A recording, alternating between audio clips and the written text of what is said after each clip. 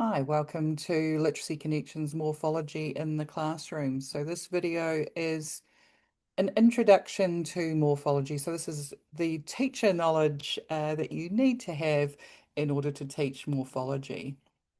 So we'll just have a quick look at what the research says. So here we are with Carlisle, that having that awareness of morphemic structure, that ability to reflect on and manipulate the meaningful units in language. So that helps us with word reading, with spelling, and with reading comprehension. So the meaning of words, and obviously then should be integrated into our reading instruction. Tim Shanahan also saying that our writing system is complex, so we have that interrelation of morphology, etymology, so we include our etymology with morphology and phonology, so that how much then morphology is impacting on our writing as well. And in Castles here in 2019, learning to appreciate morphological relationships may be vital in acquiring that direct pathway between spelling, meaning, which is necessary for skilled adult reading. So that research looked at those skilled adult readers did have that sense of how words were composed of morphemes. So I guess from that research, the key takeaways are the importance of morphology to support decoding, being able to read, supporting spelling, and also reading for meaning because of the vocabulary component there too. So morphology really straddles both sides of the rope, both in language comprehension and word recognition. So some of the terminology that comes through as teachers of structured literacy, we're used to sharing with our children words like vowels and digraphs and adverbs. So we need to use the correct terminology with our morphology as well.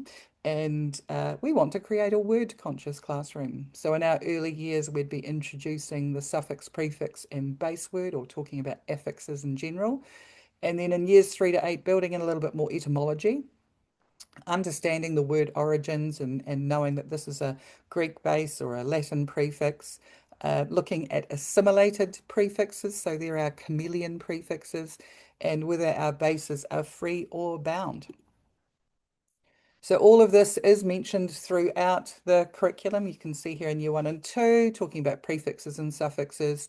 And then we can see in year 4, 5, 6 that word origins are brought in, and a root or root word requires an affix to form a complete word. So yeah, there is some great knowledge already there sitting in our curriculum. Year 7 and 8 starting to get a little bit more complex. So we've got our chameleon prefixes there. So the spelling changes. So examples would be IM and IR to be irrelevant or impossible. So the meaning is the same, but the spelling changes. And then we're really getting into the etymology there to support word meaning at year 7 and 8. So just the understanding that what a morpheme is, so words are made up of parts that have meaning. That's come straight from the New Zealand curriculum. So the morpheme is the smallest unit of meaning. So we've got our affixes, that means both prefix and suffix. So prefix at the beginning, suffix at the end, and there's our chameleon prefix or assimilated prefixes. They change their spelling depending on the first letter of the base word.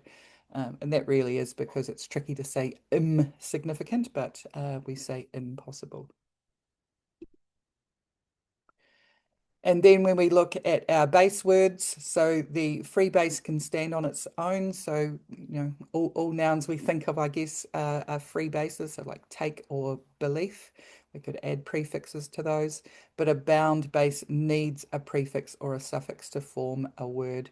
So having a look there at that bound base jet, it can't stand on its own, but we could add pro and ile to it and it becomes projectile.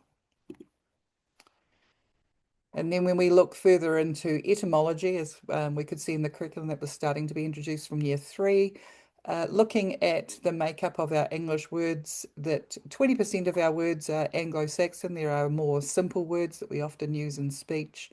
Then 55% of our words are of Latin origin. And then 10% are of Greek. And often those Greek Suffixes and prefixes are often in our sort of subject specific, like our maths and science. So there's some examples on the side there. So etymology, it supports both spelling and meaning. So if we can understand where those base words or prefixes are coming from, then they might be familiar helping us with spelling, and then they'll also really help us to be word detectives. And it can be fascinating to do these word inquiries with children as well. So, for example, clue there comes from the Germanic word CLEW. It means a ball of thread. And that harks back to the story of Theseus, who used a ball of string to find his way out of the cave.